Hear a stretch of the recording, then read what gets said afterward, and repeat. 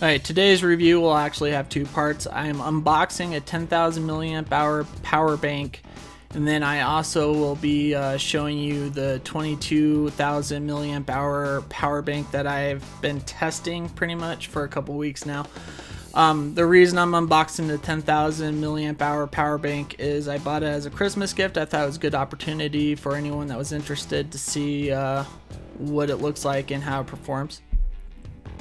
Alright, we're going to start with the unboxing of the 10,000 milliamp hour power bank. This one is part of their Element series. It has two ports, which we're about to see here in a moment.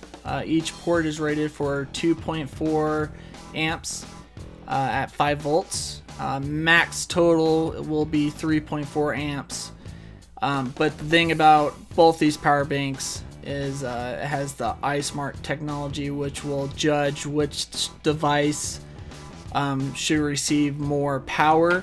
So if for some reason you have a phone plugged in and you're charging something, a lower powered device, it will give the max throughput to the phone and the lower input to the other device. Inside the box, I already went past it, but it has a little guide that if you have any problems, it has support numbers on there, or if you're happy, it tells you to leave a review. It has the owner's manual. Inside you have two boxes. This first box has the carrying bag and the USB cords. Both power banks come with a felt bag, and well, it's not felt, it's more mesh, a mesh bag with two USB cords. As you can see here, there's a longer one and a shorter one, and then the bag.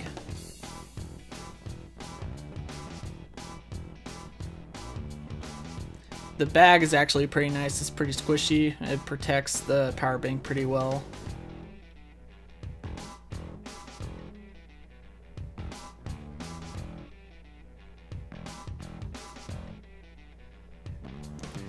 Okay, this other box will have the actual power bank in it. I think the packaging was pretty nice. I know it's pointless and you throw it away once you open it, but I thought it was packed very nice compared to some of the other ones I bought. It just seemed a little bit more nice. But anyways, inside we have the 10,000 milliamp hour power bank.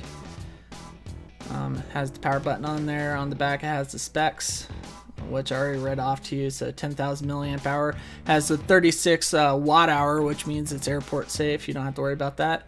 Two USB ports. And then, like I said, I unpackaged this because I was going to charge it, but it's already fully charged out of the box. So I guess I didn't have to do that anyways, but you guys lucked out on that, I guess.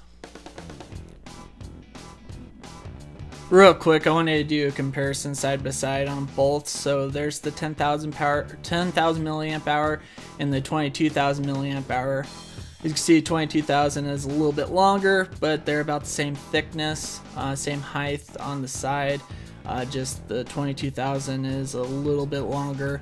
22,000 has the 3 ports. The 10,000 has 2, and the input for the 22 is on the side. And then the interface itself is a little bit different. This one has the fancy button and the fancy light in the front. This one has just the button on the side and three dots. The 10,000 milliamp hour, the lights on there will actually go down as it's discharging. Now on the back of this, as you can see, this is an 83.6 watt hour, which means it's also airport safe. Anything under 100 watt hours is safe for airport travel. So from this point on, it will be the 22,000 milliamp hour power bank. So here is the power bank. It's powered on, and I'm just going to show you real quick that it can charge all these devices. So I have my Amazon Fire, plug that in. This is completely dead, so it's going to start hopefully charging here in a minute. There we go. Then I am going to be plugging in next my Samsung Galaxy S7. I'm using both the USB power cables that are provided, so this is a shorter cable. As you can see, it starts charging. Can't really see it, but it is charging. Along with the Kindle is still also charging. Then I just have my basic Canon battery charger. It's third party. I'll do another review on that. But as you can see, that starts charging too. All three are charging. I can't see which devices are getting what power. I will say that I have charged in this configuration before just to test it, and my phone charges the same it would with a wall wart that's rated for 5 volts 2 amps, if not a little bit faster. It's not a fast charger, but it does charge pretty quickly. Alright, now charging it, pretty simple. I would recommend that you get a charger that is at least 5 volts 2 amps. I'm using my Samsung charger that I got with my S4 because it's rated for that. Reason why is if you charge with 5 volts 1 amp charger, it takes 24 hours to charge. If you charge with a 5 volts 2 amps, it takes about 12 hours. I've charged this from completely dead with the 2 amp charger, and it took a little under 12 hours. It does take a little while for it to charge, but it is a pretty big power bank, so keep that in mind, but it lasts a while.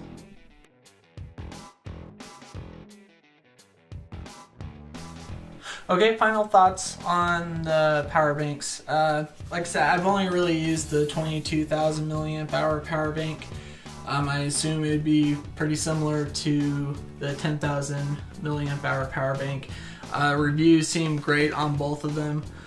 I picked this one up for $28 on Amazon on a flash deal, and I've seen it pop up several times since then on flash deals. But normally it's $39.99 for the 22,000 milliamp hour power bank. The other power bank, the 10,000 milliamp hour power bank, is $17.99 right now on Amazon, and I have seen that go on sale a couple times recently too. So keep an eye. That's actually a pretty good deal. This is, I guess, a little bit better deal at 40 bucks since it's a little bit bigger. But they're both great. You can take them both to the airport. Like I said, they're so this is 83.6 watt hours. The airport, you can bring this with you as long as it's under 100 watt hours. If it's over 100 watt hours, you have to get an affidavit or a memorandum from the TSA to bring it with you. So this one is safe to bring with you. I've noticed that's been a question on Amazon a couple times. It's plastic, it's not rubbery. I know it looks a little rubbery, but it's a hard plastic. It does scuff a little bit, and I don't think that should be a big deal. It's a power bank. I leave it in my bag. Wires come out all the time, and I can just connect what I need. I use this with my camera gear and my phone, so if I'm out somewhere, I have plenty of power that I can be using. I can charge all my camera batteries and my phone, and I don't have to worry about running out of power when I'm out and about. This will last me a week easily with just random chargings. I've charged my phone several times on this, just playing around with it, and it, like I said, it easily lasted me a week, and that was charging from pretty much dead. I haven't really used the other power bank, but like I said, I would assume it's about the same. Since this does, like I said, have the iSmart technology, it will determine which device should get the right amount of power, up to 5.8 or 5.8 amps max. So mind you, if you plug in 3 phones that are rated high, one of those isn't going to be charging as fast as the rest.